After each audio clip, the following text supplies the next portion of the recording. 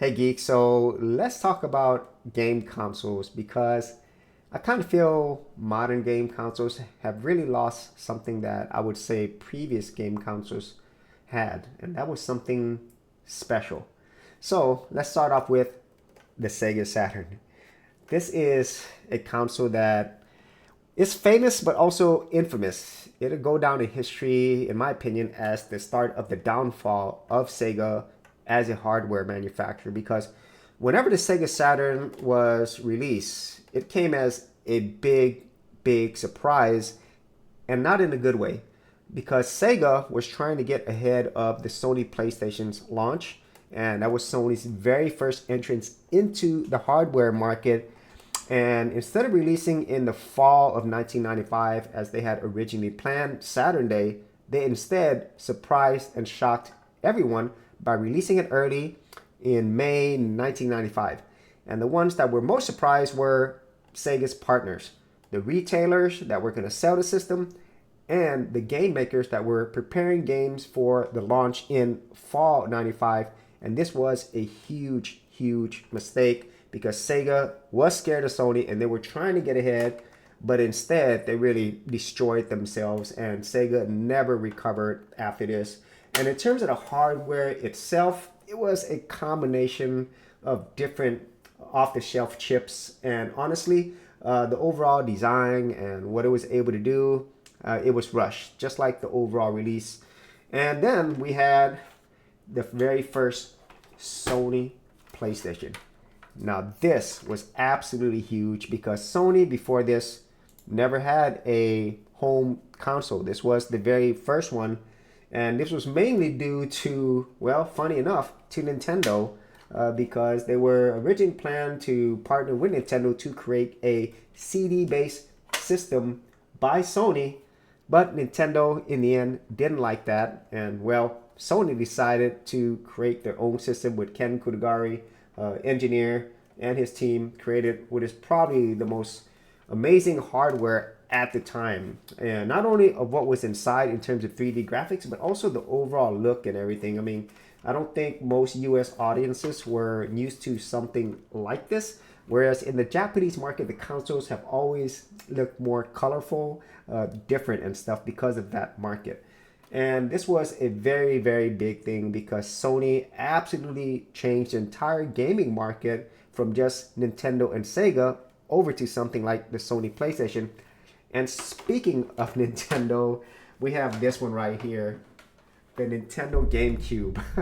I think to this day, this is one of the most unique designs that I can remember seeing. And whenever the GameCube came out, honestly, I'm not a big fan of this. It has this lunchbox design.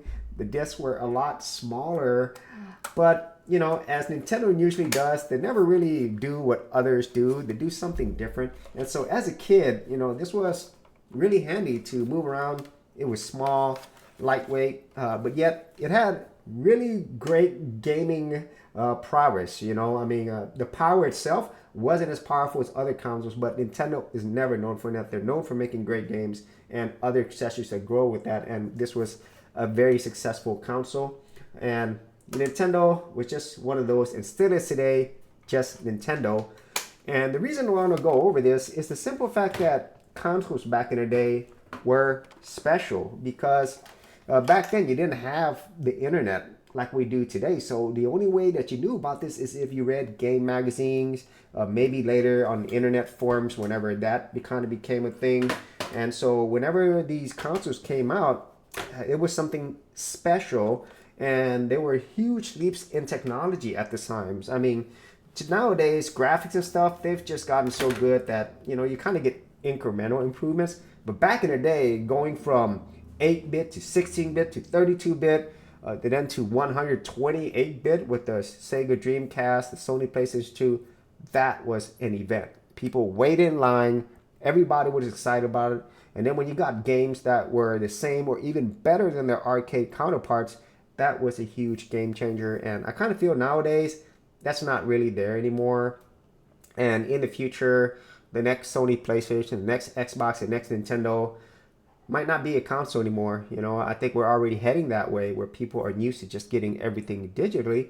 and there might not be a need, and especially an excitement over a next console, and which means that they're just not as special as they used to be.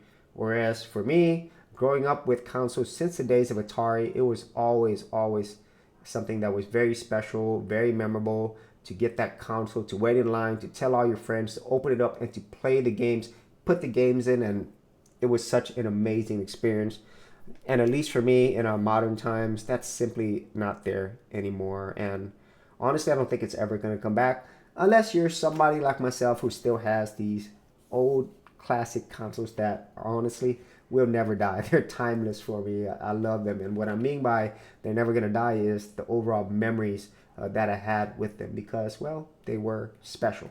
So if you actually had any thoughts on this, be sure to leave in the comments area below, and I'll see you on another episode. Hey geeks, if you are a brand new creator and you simply want something easy to get you started, well, I got something for you with my Creator Starter Kit. This is a super simple step-by-step guide that's going to take you from having no channel to developing your very first YouTube channel, along with ideas, thumbnail designs, and other creator tips, including marketing. And the best part is, all of this is free. Simply head over to the link below, check out my page, and get started creating.